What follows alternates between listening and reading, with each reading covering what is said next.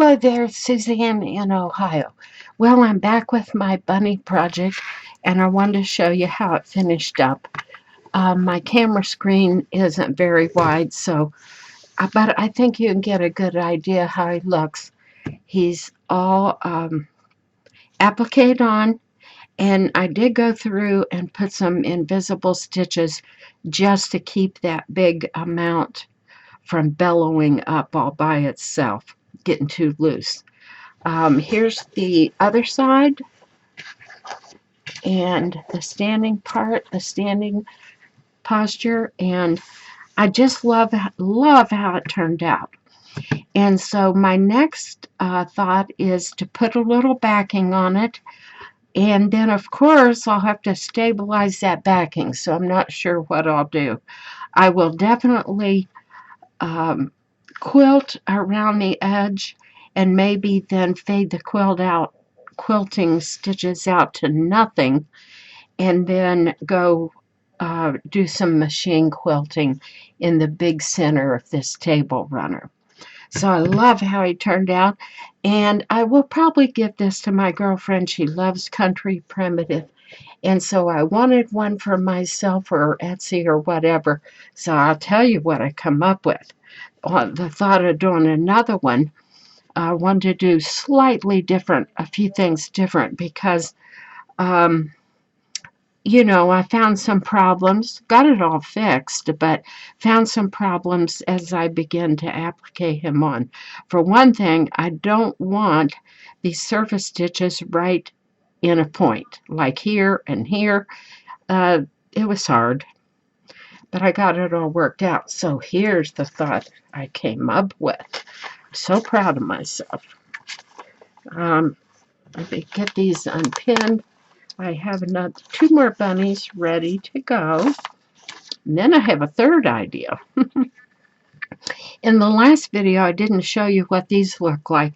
I just made this as a pattern because I have so much of this stuff.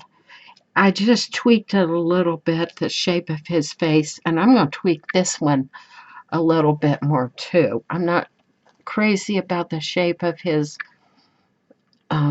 head, so I might adjust that one the next time around. But here's what I did. I took some of that stabilizer that I showed you I got at the thrift store, lots of it, and I thought, okay, I'm going to make some frankenfabric, and I just laid them down as best I could without overlapping too much, and then I just meander, free motion stitched all over to hold it in place. And then marked out my bunnies, and let me show you that. Marked out laid my bunnies on it and cut them out. And so now this one, let's see, I've got all the decorative stitches on it, and he's ready to applique. And whoops, embroidery thread, and I'm working on that one. And so I'm just started with these decorative stitches, and I'm so happy that I, after joining Rachel and Sarah's, if you saw my other video, I'm joining Rachel and Sarah's journal stitchery. It's not a challenge, but it's a project. I'm going to have some more embroidery stitches in my repertoire, and I'm going to try some of those on this bunny. So I work in a small scale, as you can see, like these decorative stitches here. I'll bring it down just a little bit. Sorry, I'm technically challenged, but you can see all I've done is just use my normal stitches, and I do want it to look kind of country like Grandma did it, so I'm not too worried about if they're every single one totally perfect. But I'll put some different stitches on him, and then with this set, instead of this, like you can see right here, instead of this flannel background, I think I'll try to find some doilies and stitch them on, and he'll be sitting on a doily. So, wasn't that a clever idea?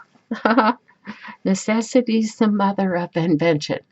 So here's all my little meandering stitches, and I made myself this whole piece. I've got enough for 2 more bunnies. But the next thing I'm going to do is do these bunny shapes out of a rose fabric. Let me show you what those are going to look like. I love farmhouse, and kind of true to farmhouse, not modern farmhouse, even though I know that's a popular look. But I want something kind of farmhousey looking when I move. I'm hoping this housing market will ease up soon and I'll find some. But I have these 2 beautiful floral prints with roses and other things in them. And I also have a piece of this. Now it has stripes on it, but it's not ticking. Who knows what it is, because I got it at the thrift store. Ooh, I love my thrift store. One of my friends commented to me, she lives in this area. I met her because of YouTube, and after we met and got to talking, we realized we know some of the same people. So I just really love having her close, and she's also doing the Stitchery book. So I hope to get with her and collaborate about that and some other projects. So watch for my bunnies, and I hope you're doing something creative. Here's my rabbit diagram. You can see it's not perfect, and I've changed a little bit every single time I went around it. But this has been a fun project. Okay, I have something laying here beside me I want to show you because, as I said in the other videos, I'm all about rescuing things from the thrift store lately. So what I did was I rescued 2 orphaned quilt blocks.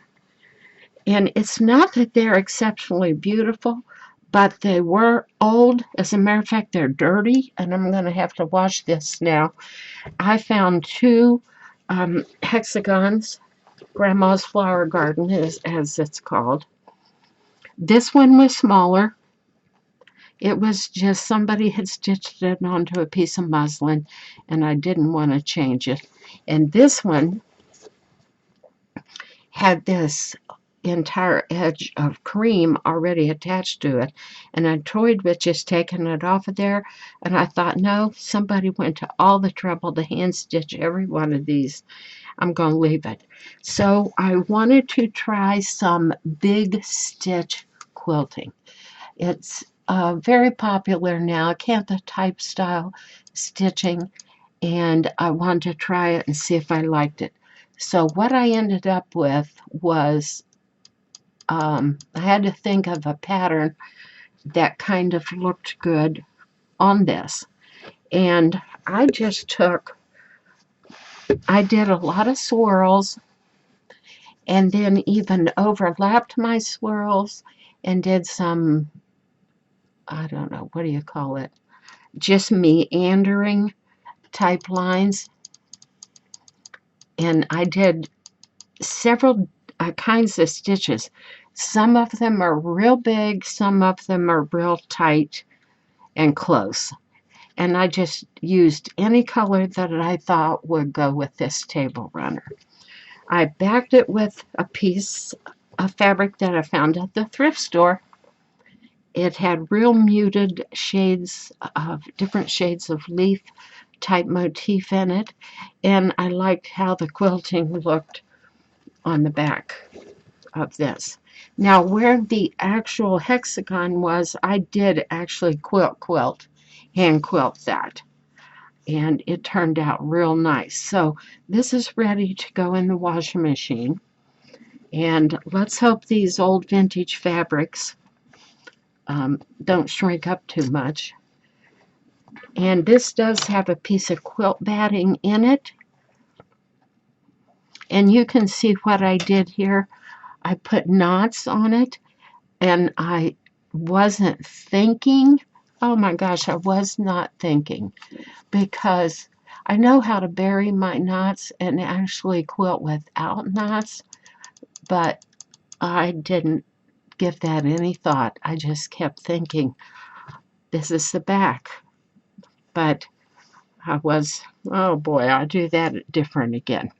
If you don't know how to loop your thread and stitch over it, it essentially makes an inside knot, or you can, if you have thin quilting thread, you can make a knot and then jerk it to the inside of the batting so it doesn't show. But boy, there you have it.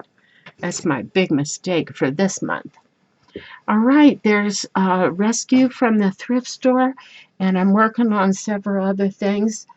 And if you haven't seen any of the videos from Rachel and Sarah about the stitch book, look that up on Roxy Creations YouTube channel, and then join in. All right, I appreciate you watching. Thanks so much. I'll be back again soon with my first sample page from the book, Stitch Sampler page. Okay, folks, have a good day.